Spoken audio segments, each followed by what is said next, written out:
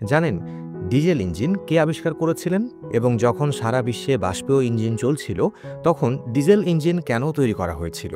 যদি না জানেন তাহলে আসুন আমরা ডিজেল ইঞ্জিনের উদ্ভাবক এবং বিজ্ঞানে সময়ে সময়ে এর করা উন্নতি সম্পর্কে জেনে নিই। বন্ধুরা, বাষ্পীয় ইঞ্জিনের একটা যুগ ছিল যখন সে সময়ে পুরো বিশ্ব বাষ্পীয় ইঞ্জিনের উপর নির্ভরশীল ছিল, যেখানে সর্বত্র বাষ্পীয় ইঞ্জিনের রাজত্ব ছিল। কিন্তু বাষ্পীয় ইঞ্জিনের সাথে একটা বড় সমস্যা জড়িত ছিল, তা ছিল এর কম দক্ষতা এবং কয়লা, প্রচুর পরিমাণে কয়লা খরচ। একটি বাষ্পীয় ইঞ্জিন ট্রেন চালানোর জন্য হাজার হাজার কিলোগ্রাম কয়লা পোড়ানো হয়েছিল, যার ফলে বিপুল খরচ এবং দূষণ হয়েছিল। এখন ইঞ্জিনিয়ারদের এমন একটা ইঞ্জিনের প্রয়োজন ছিল যা কয়লা ছাড়া অন্য কোনো নতুন জ্বালানিতে কাজ করতে পারে। কিন্তু তারপর 1860 সালে ল্যানোর একটি কয়লা গ্যাস ইঞ্জিন আবিষ্কার করেন, যা বিশ্বের প্রথম অভ্যন্তরীণ দহন ইঞ্জিন হয়ে ওঠে। কিন্তু এই ইঞ্জিনটি এত শক্তিশালী ছিল না যে এটি সরাসরি বাষ্পীয় ইঞ্জিনকে চ্যালেঞ্জ করতে পারে। এরপর আসে একজন মহান প্রকৌশলীর আগমন, যিনি 4 স্ট্রোক চক্র গ্রহণ করেছিলেন, এবং সেই ব্যক্তি ছিলেন নিকোলাস অটো, যার নামে অটো চক্রের নামকরণ করা হয়েছিল। এবং ততক্ষণে পেট্রোল আবিষ্কৃত হয়েছিল, আর পেট্রোল ইঞ্জিনও তৈরি হয়েছিল যা 4 স্ট্রোক চক্রে কাজ করেছিল। তাহলে চলুন এবার জেনে নেওয়া যাক কিভাবে একটি 4 স্ট্রোক ইঞ্জিন কাজ করে। প্রথম স্ট্রোকে বাতাস এবং জ্বালানির মিশ্রণ সিলিন্ডারের ভেতরে চলে যায়। তারপর দ্বিতীয় স্ট্রোকে সেই মিশ্রণটি সংকুচিত হয় এবং তারপর সেই সংকুচিত মিশ্রণটি একটি স্পার্কের সাহায্যে প্রজ্বলিত হয়, যা আমাদের পাওয়ার স্ট্রোক দেয়, এবং চতুর্থ স্ট্রোকে সেই পোড়া গ্যাস সিলিন্ডার থেকে বের করে দেওয়া হয়।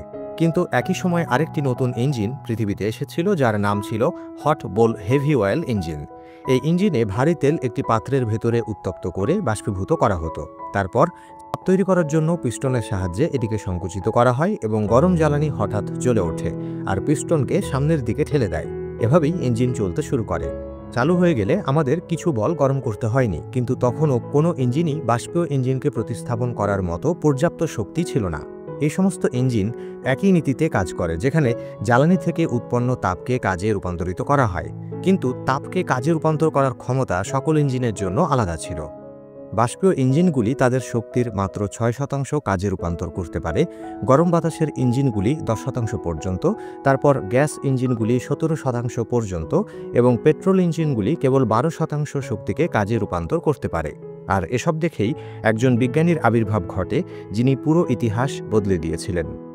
রুডলফ ডিজেল ছিলেন একজন বিখ্যাত জার্মান প্রকৌশলী। রুডলফ ডিজেল ভেবেছিলেন যে এমন কিছু ইঞ্জিন অবশ্যই তৈরি করা যেতে পারে যা এই সমস্ত ইঞ্জিনের চেয়ে বেশি দক্ষ হবে, এবং তিনি একেবারে ঠিক বলেছিলেন। তাহলে আসুন এখন রুডলফ ডিজেলের তৈরি ইঞ্জিন সম্পর্কে জেনে নেওয়া যাক।